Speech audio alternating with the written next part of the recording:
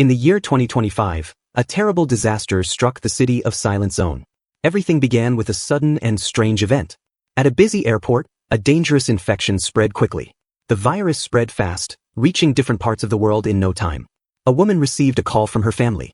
She had to take her 2 children, Abigail and Luke, to their relatives' home for safety. However, things took a turn for the worse. As the 3 of them were at home, preparing to leave, an infected person suddenly attacked. The infected man grabbed a mother and bit him on the ground. Abigail, thinking fast, hid under a car. Luke screamed loudly, which caught the attention of the infected man. The man turned towards them, ready to attack. Suddenly, an alarm nearby made a loud sound, distracting the infected man away from them. But it was too late for Mother. She had already been bitten and was now turning into one of them. She tried to bite Luke, but Abigail screamed in fear. Abigail, hearing her mother's voice, hesitated for a moment. Just then, police officers named Cassius arrived and shot her mother before she could do any harm. Abigail was heartbroken but had no choice. The officers took her and shot the Luke. 10 years passed. The once thriving city had become abandoned and broken. Most survivors had left, escaping into the forest. Over the years, Abigail had grown into a strong and fearless woman. One day, while hunting in the woods, they killed a deer. As they prepared the meat, an infected person suddenly appeared. Cassius quickly took it down before more could arrive. Knowing the area was no longer safe, he decided to a nearby town for shelter. On the way, they heard gunshots. Curious, they rushed to see what was happening. They found a survivor fighting off an infected person.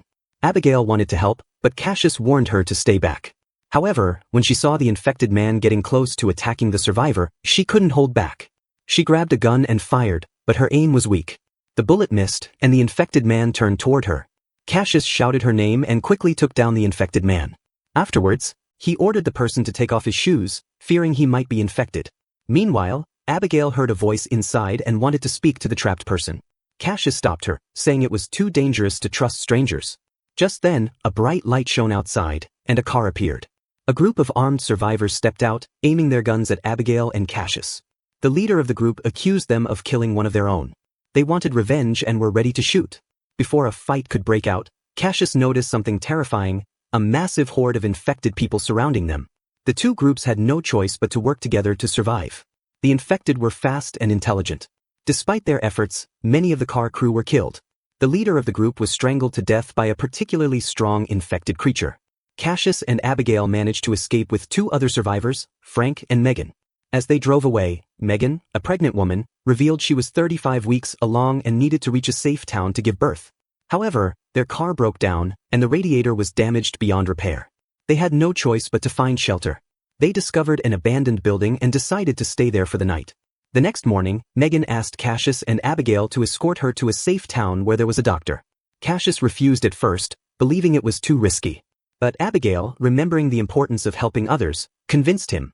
Cassius still had doubts but agreed. Meanwhile, Megan's pain worsened, and they knew they had to move quickly. As they continued their journey, an explosion suddenly shook the ground. A horde of infected had set off a trap in the area. The group hurriedly drove past an intersection, trying to escape. Abigail looked out of the window and saw a familiar sight. It was the airport where her father used to work. She remembered that he had a private plane stored there. If it was still intact, they could escape for good.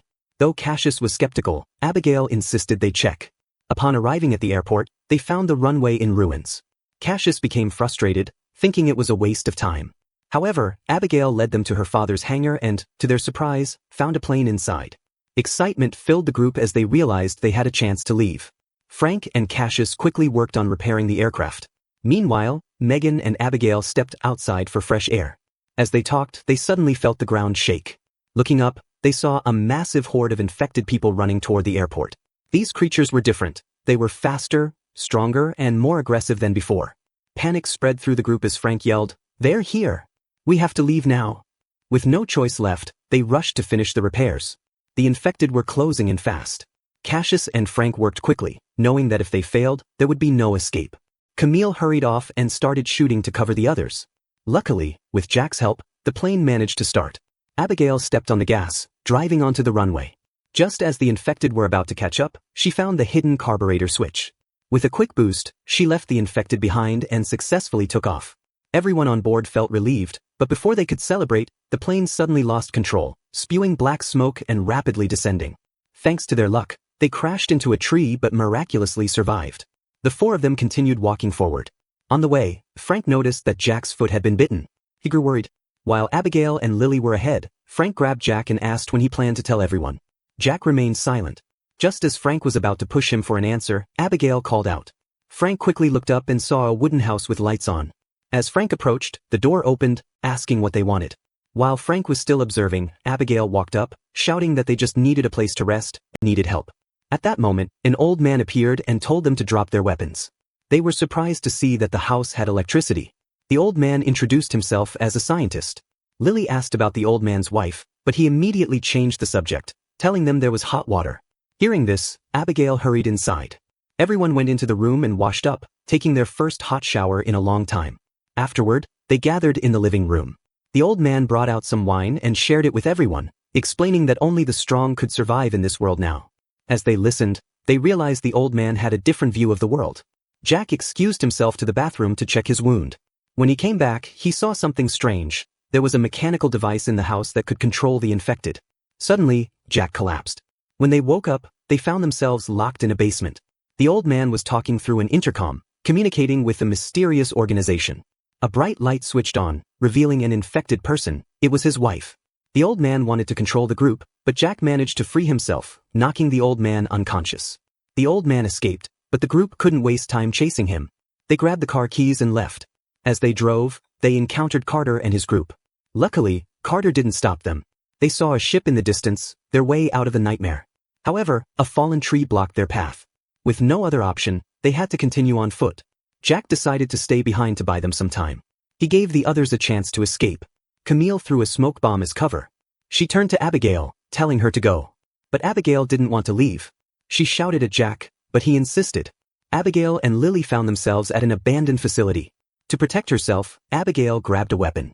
While exploring, she stumbled upon a bomb control device. At the same time, Lily found a hidden passage. She explained that if the infected broke in, they could escape and destroy the facility. The next morning, chaos erupted. Carter and his group attacked, killing everyone in their path. People ran in all directions. Carter boarded the ship, watching the carnage unfold. The infected swarmed them.